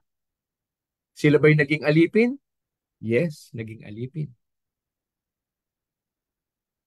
Pag hindi tayo kumilos, mga kapatid, pag hindi po natin ginawa yung purpose natin sa ating henerasyon ngayon, mas marami pa pong mapapahamak na kabataan. Mas marami pa pong buhay na masisira. Mas marami pa pong pamilya na mawawasak. At alam ko na ayaw nyo rin mangyari yun sa inyo. At kung tayo ay tutugon, no? Sa sinasabi ditong living God's plan, ipamuhay mo ang plano ng Panginoon. Ipamuhay natin kung paano ang Panginoon ay nangangarap na ang kanyang pangarap ay maging pangarap natin. Na tayo matapat naglilingkod sa Kanya. Ha? Na ang ating mga anak ay naglilingkod sa Kanya. We ought to produce godly offspring. Sabi po sa salita ng Panginoon. Ang atin daw pong mandato bilang mga magulang is to produce godly offspring. Mga anak na may paniniwala at takot sa Diyos. Amen? So number 4. Yan.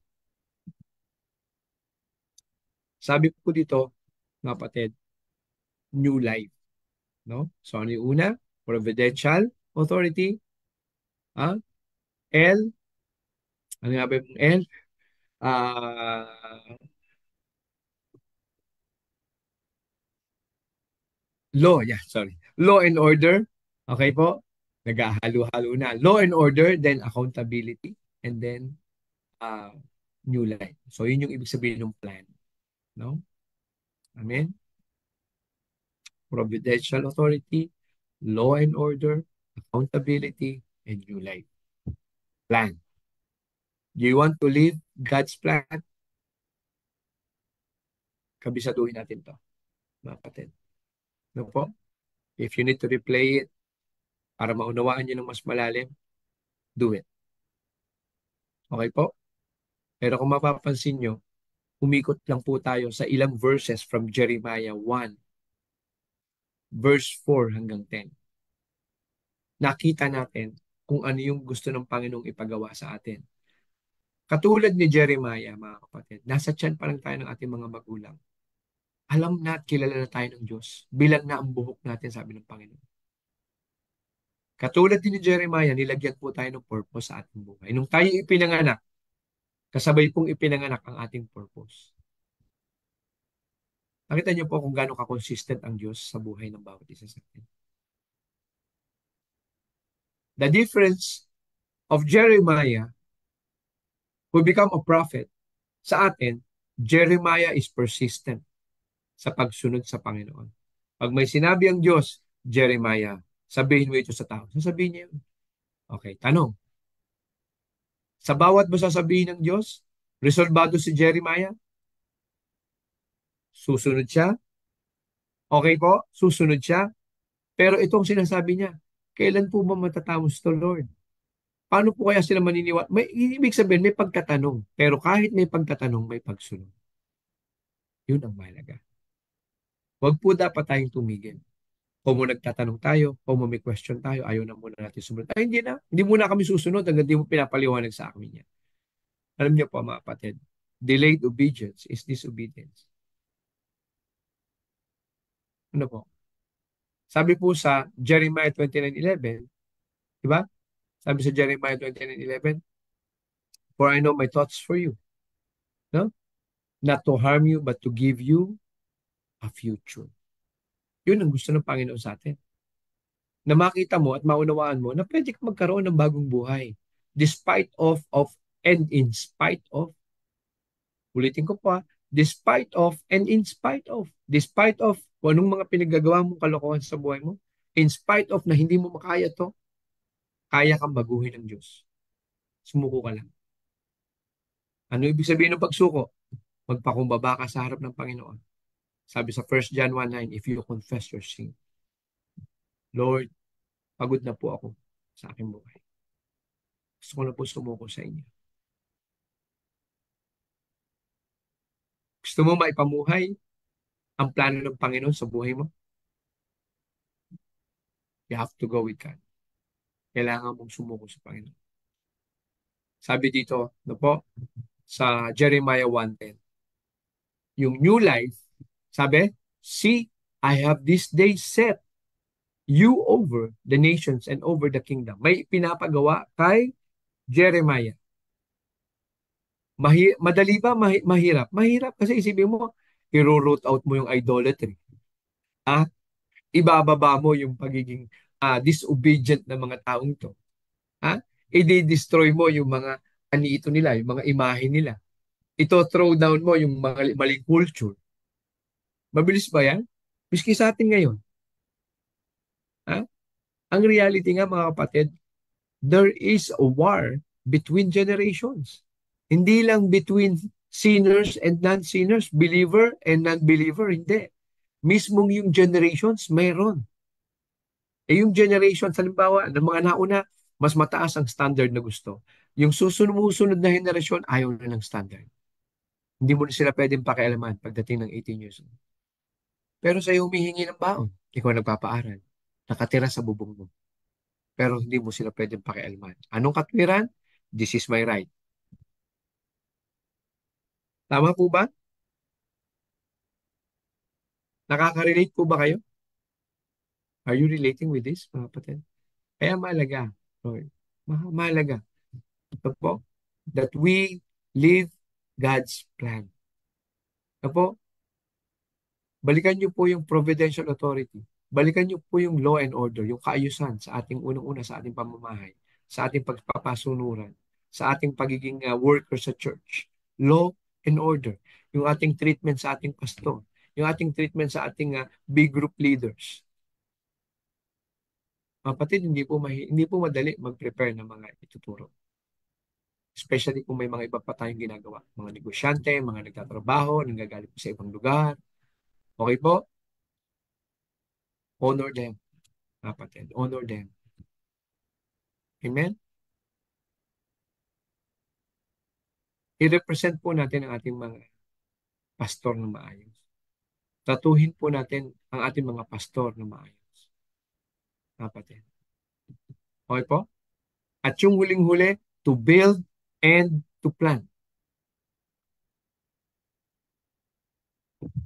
Magbuo tayo at huwag magsawang magtanim. Ng ano? Ng salita ng Diyos sa mga puso ng tao. Huwag tayong manghinawang magsalita sa mga tao na parang akala mo ayaw makinig. Dadating ang time, bubukas ang kaliwanagan. Ha? Ibibigay ng Diyos ang pangunawa sa mga tao yan. At sila'y makakaunawa. Sabi, ang kanilang mga nadimlang mata ay matatanggalan ng talukap at makikita ang kaliwanagang gustong ibigay ng Diyos sa kanilang mga buhay. Amen? So mga kapatid, po, sa oras na ito, sa oras na ito, ako'y namamanhig sa inyong mga puso. Okay po? Na itong mga pinag-aaralan natin, po, kung sakali man, no? Hindi ko alam kung ako'y masyadong mabilis magsalita. Ano po? Itong mga segment natin sa daily life sharing, yung mga interviews, kesa po gugulin nyo ang inyong mga oras sa mga papanoorin nyo na gagawin lang kayong emosyonal katulad ng mga drama-drama na yan. Okay po? Gugulin nyo po sa pakikinig ng mga buhay na binago ng Diyos para matuto tayo. Amen? Praise God, kapatid. Okay po? So ngayon, hindi lang ha. Yan. Yan. No? Sabi ni Laarni Salud, ilaw. Relate much po, Pastor. Amen. Ha? Kaya nga po mga kapatid, no? Sabi po ni Sister Angie, ano po, tama po ang sarap ng feeling na ano yan, they are happy that they heard the good news through you. Salamat po ng marami. Talagang kailangan hanggat hindi po tayo nagbubukas ng ating puso talaga. Intentional po kasi ito eh. Ikaw at ang Panginoon, intentional ka mga kapatid, na pag ikaw ay nag-commit sa Panginoon, unti-unti, punta ka sa church, attend ka ng kape at pandasal, wala po talagang pinatunayang pananampalataya na walang price. Lahat po may price. Price of time, price of your money, price of your giving, lahat po yan mga kapatid. Kasama po yan. At dyan yung marirealize na ang material na bagay ay parte lang ng buhay natin. Hindi po sila dapat pag-ingatan na parang wala ka nang magawa sa buhay dahil gusto mo pag-ingatan ang iyong mga perang naipon. Silo po ng kaawayan. Kung meron kang resources pero hindi ka magamit, una ikaw, di ba? Ano sabi sa uh, yasan nga ba to? Corinthians ba 'yon?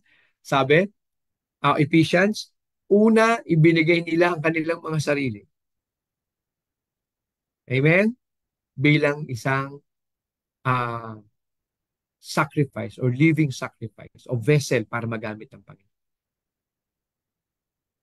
Amen? Hallelujah. Baka hindi ko po kasi nababasa yung iba. Ano po? Sabi po dito, okay?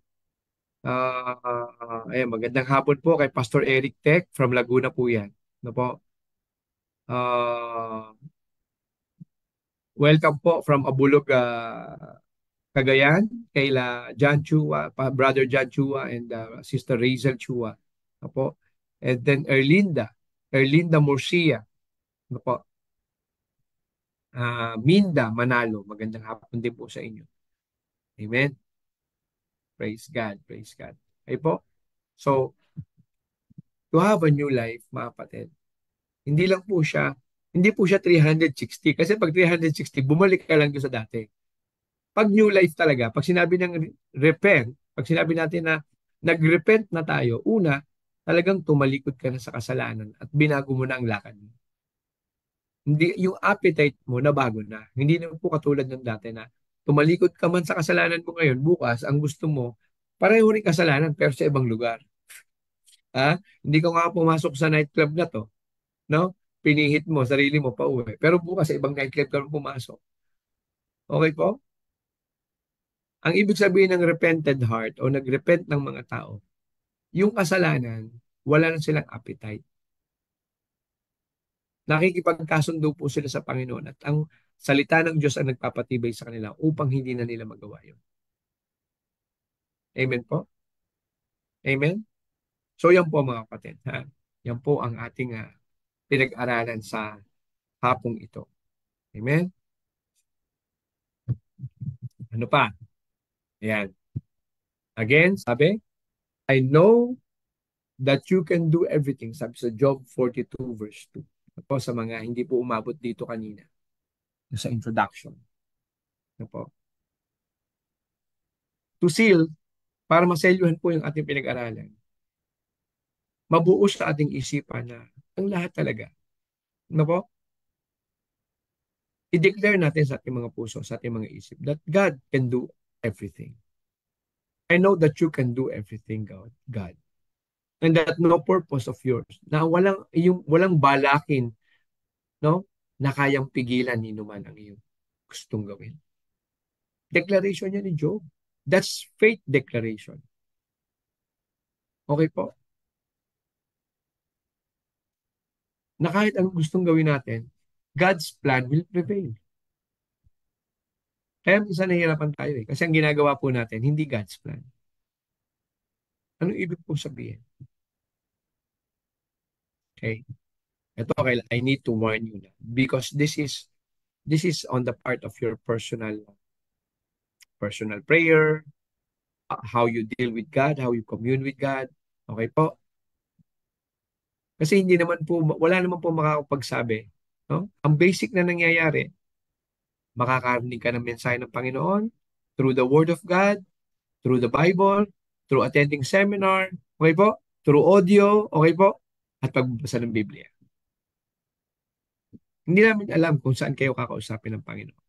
Pero ang pinapanalangin namin sa inyo, sabi nga po sa Colossians 1 verse 9. Di po ba? Sabi sa Colossians 1 verse 9, di po ba? Pamula ng pamula nang nakita namin kayo, hindi na po kami natapos ng pananalangin. Nawa, maunawaan nyo at malaman nyo yung magkaroon kayo ng kaalaman tungkol no sa layo ng Panginoon, no? The knowledge of His will. Sabi sa Colossians 1:9. Hindi po kasi talaga yung talino natin, galing natin, koneksyon natin, kakayanan natin ang magbibigay sa atin ng direksyon. Ang unang-unang kailangan po nating maisettle ay yung salita ng Panginoon sa ating mga puso. Lord, ito po ba yung gusto niyo sa akin?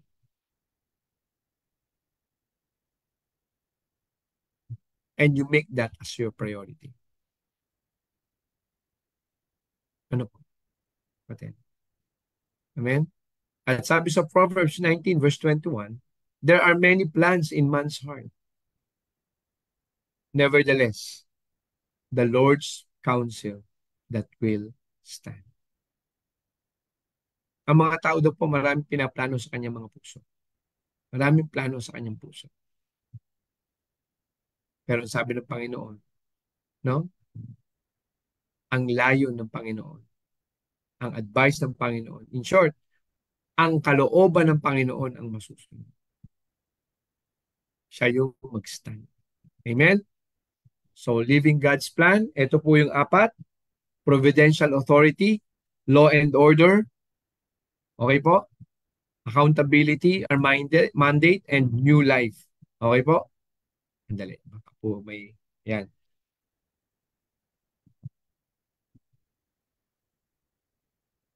Amen?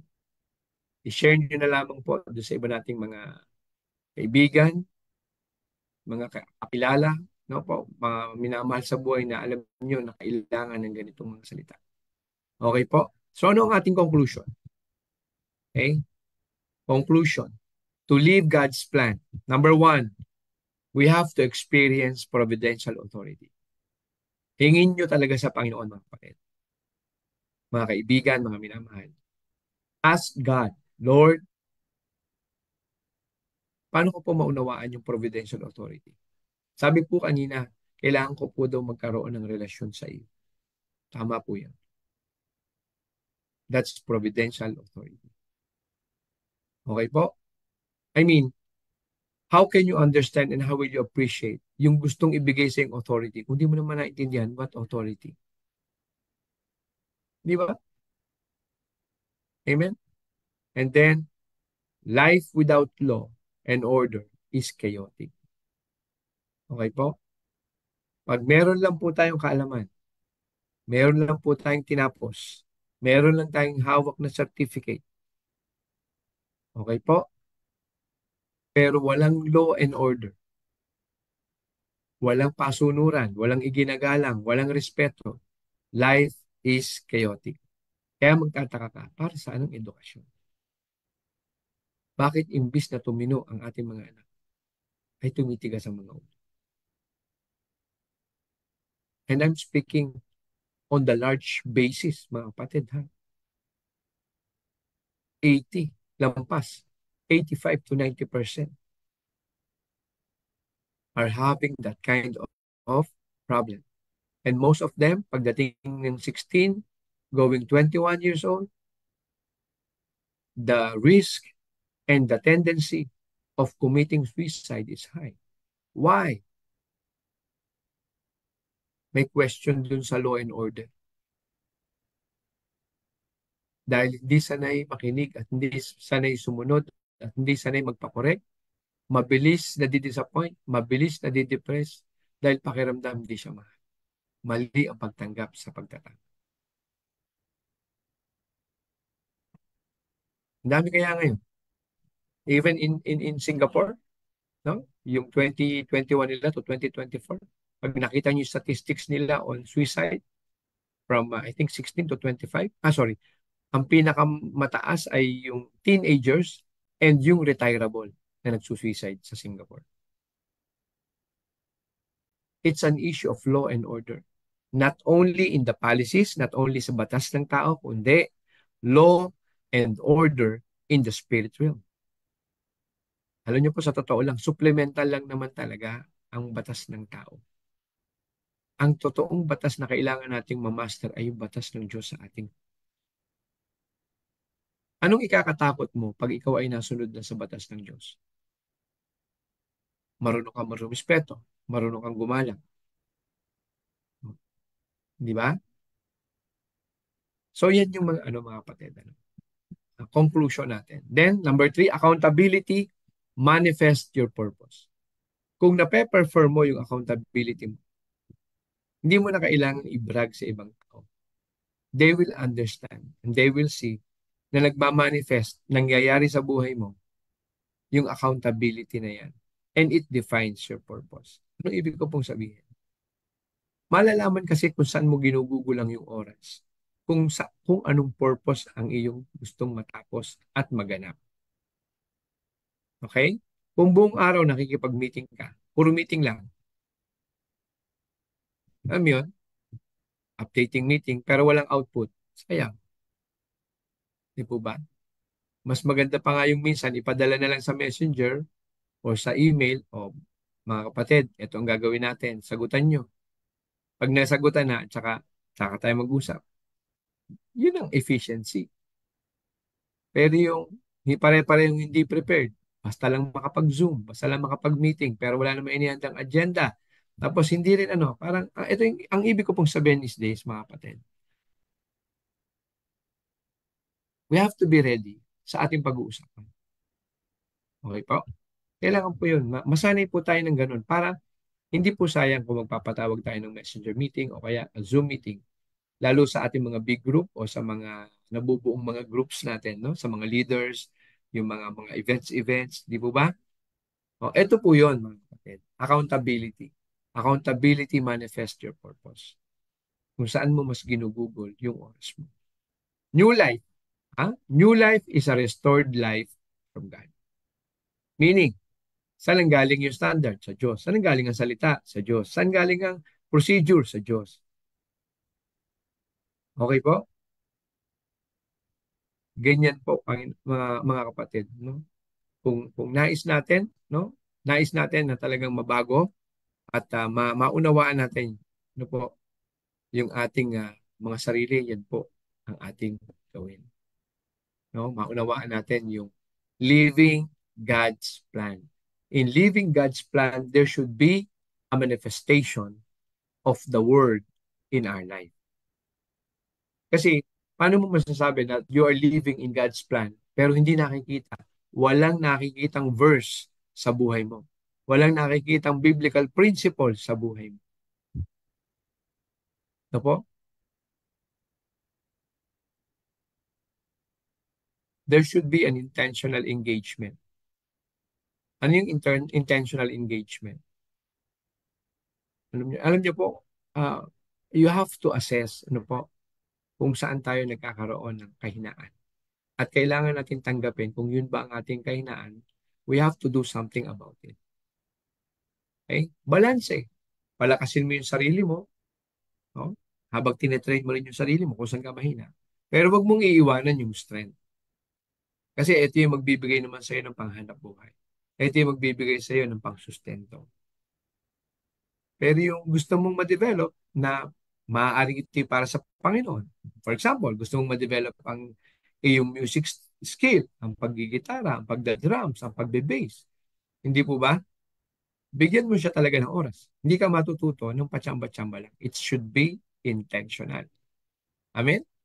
So mga kapatid, dyan po, no, ang ating pong pag-aaral, no, sa araw na ito. And I hope and I pray, mga kapatid, that you would think of somebody, mga kaibigan nyo, mga kakilala nyo, na nangangailangan, no? Actually, yung segment natin sa daily life sharing, people need the Lord. No? Kailangan talaga ng tao makarinig ng salita ng Diyos. Amen? Sige po, tayo manalangin at magpasalamat sa ating Panginoon. Father God, we thank you. Pinupuri ka namin, Panginoon. We praise you and we glorify you, Lord, for your word this afternoon. Thank you for your teaching about your plan in our lives. Salamat, Panginoon, na hindi mo lang pinlano, kundi inilagay mo pa sa isang kasulatan, sa isang record, which is the Bible, kung anong gusto mo maging para sa amin. At aming panalangin, Panginoon, na kami po'y lumago pa, tumibay, tumatag pa sa pananampalataya. Kami nanalangin, Panginoon, ng iyong platform na ito ay patuloy pong bigyan ng protection and provision in everything. Ganon din sa mga staff, sa mga kapatiran, sa aming pong mga anak na patuloy na nagpapagal dito po sa daily life sharing. Lalo pa siyang ma-develop, Panginoon. Ingatan niyo po sila. Pagpalain mo po sila. Ganon din, Panginoon, sa aming pong mga senior pastor, Pastor Dong and Pastor May, sa aming pong spiritual parents. Lord, continuously bless them with full blanket of protection, provision in every aspect of their life. Gamitin mo lamang po sila ng mainam, Panginoon, sa lahat ng aming pupuntahang mga misyon. Gamitin mo lamang po kami, Panginoon, makatulong, makagaan kung papaano po uusad ang iyong mga ipinapagawa in the kingdom advancement, Panginoon. In the mighty name of Jesus Christ. Everybody say, Amen and Amen and Amen. Marami pong salamat sa ating lahat. Lee, Pastor Dong, Pastor May, marami pong salamat sa opportunity na makapag-share. At sa ating pong mga ka-JLS at ka-abangers, magkita-kita po tayo ulit bukas at the same time. Ano po? At makarinig po ulit tayo ng mga salita ng Panginoon na mas makakapagpatibay sa ating pong pananampalataya sa ating buhay. Amen? Ito po si Pastor Walter Faustino nag-iiwan po sa inyo, no? Ang katatagan, no po, at ang kapanatagan ng Panginoon in the mighty name of Jesus Christ. Amen and amen and amen. Thank you so much po.